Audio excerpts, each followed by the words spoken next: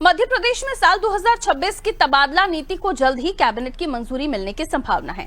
सामान्य प्रशासन विभाग ने इसका प्रस्ताव लगभग तैयार कर लिया है। प्रस्ताव के अनुसार 15 मई से 1 माह के लिए तबादलों पर लगे प्रतिबंध को हटाया जा सकता है, जिससे विभिन्न विभागों में स्थानांतरण की प्रक्रिया शुरू हो सकेगी। इस बार नीति में बड़ा बदलाव करते हुए स्कूल शिक्षा विभाग को अलग रखा जाएगा और उसके लिए अलग से तबादला नीति तैयार की जाएगी।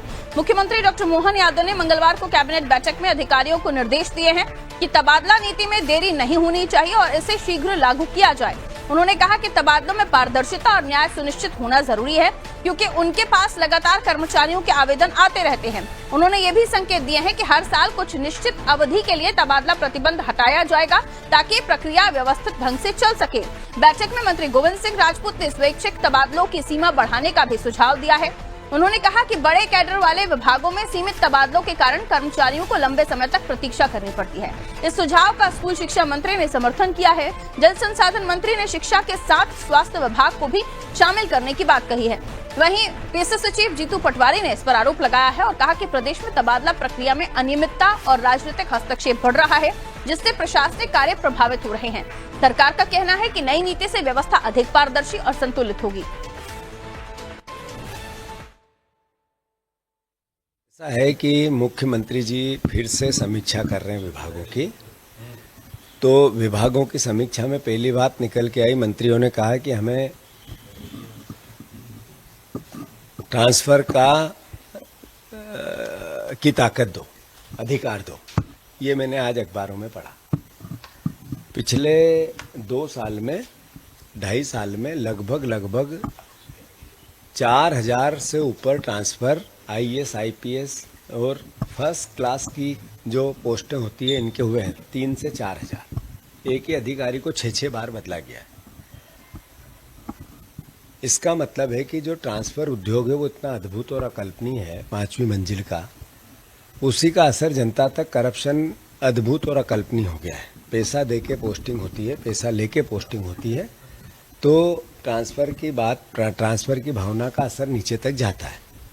जो पुलिस वाले सोना चोरी करने लग गए, हवाला का पैसा खाने लग गए, अलग अलग जिलों में 3-3 महीने में आईएएस और आईपीएस की पोस्टिंग बदलाव होने लगे, इस तरह की अराजकता कोई भी प्रदेश को समृद्ध नहीं बना सकती।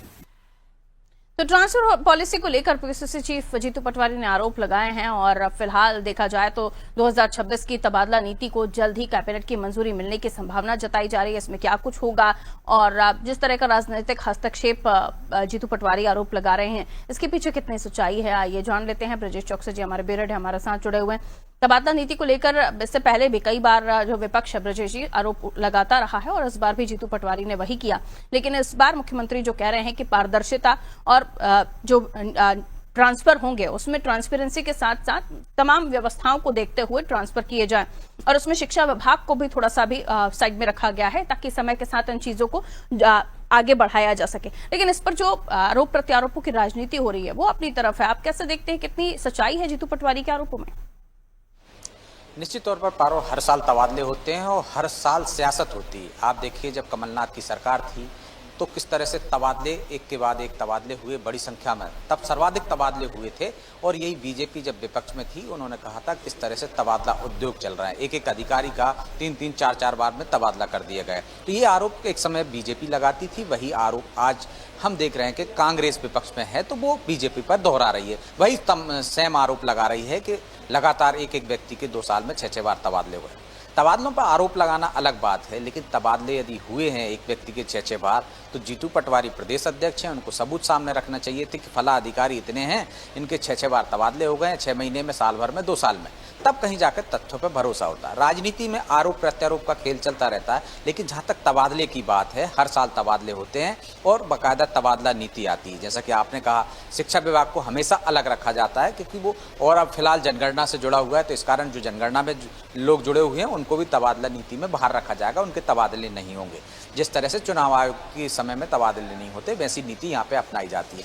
रही बात तबादला, तो तबादला नीति में स्पष्ट रहता है कि 50-50% का अनुमान, मतलब अब 50% लोगों को प्रशासनिक आधार पर आप तबादले कर सकते हैं और बाकी स्वेच्छा के आधार पर तबादला करते हैं। कुछ लोगों के परिवार के कारण होता है, किसी के माता पिता के पास रहना है, इस वजह से लोग स्वैच्छिक आवेदन देते हैं और तबादला नीति में बाकायदा उसका प्रावधान है, उनकी स्वेच्छा पे उनको तबादले कर दिए जाते हैं, इधर से उधर जाते हैं। कोई व्यक्ति रायसेन का है, वो सीहोर में जाना चाहता है, सीहोर का व्यक्ति रायसेन में जाना चाहता है, तो उनको तबादला कर देते हैं। घर के नज़दीक रहता है, किसी के बुजुर्ग माता पिता हैं, घर में अकेला कमाने वाला है, परिवार से दूर रह रहा है, वो तमाम परिस्थिति रहती हैं। और साथ साथ में तबादला नीति में इसका भी उल्लेख रहता है कि यदि किसी की शादी हो जाती है तो पति पत्नी को एक ही जिले में आपको तबादला करना पड़ता था। या तो पति आवेदन दे, उसको उस जिले में कर दिया जाता है, या महिला आवेदन दे तो उसको वहाँ पर तबादला कर दिया जाता है। तो ये तबादला नीति के प्रावधान है, उसके तहत बहुत सारे लोगों की शादियाँ भी होती हैं, कुछ लोगों की पारिवारिक दिक्कतें आती हैं, तो लोग स्वेच्छा से तबादला कराना चाहते हैं। इसलिए हर साल तबादला नीति लाई जाती है और जून में तबादले होते हैं, शिक्षा विभाग को अलग रखा जाता है।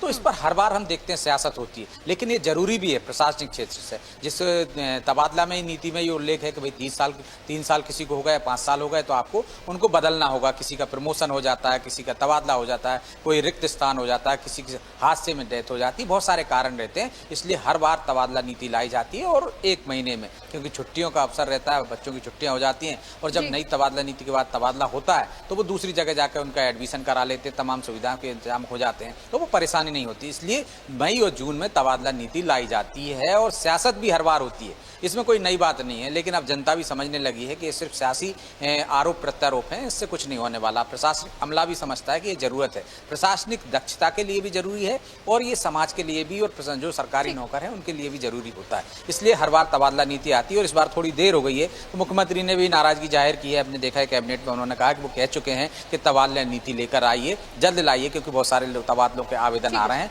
लेकिन कई बार विपरीत टिप्पणी आ जाती है, कोई कारण आ जाता है तो उनके तबादले नहीं होते। जब नीति आ जाती है तो वो समुचित रूप से उसका निराकरण हो जाता है। मंत्रियों को भी अधिकार दे दिए जाते हैं कि जिले के अंदर वो तबादला कर सकते हैं। कोई फला गांव में यदि कोई स्कूल टीचर है तो वो अपने घर के नजदीक जाना चाहता है तो उसको घर के नजदीक कर दिया, तो जिले में वो अधिकार मंत्रियों को मिलते हैं। हालांकि मंत्रियों की मांग है कि वो उनको ज़्यादा अधिकार दिए जाएं, जो 50% का जो एक फार्मूला है उसको बढ़ाया जाए।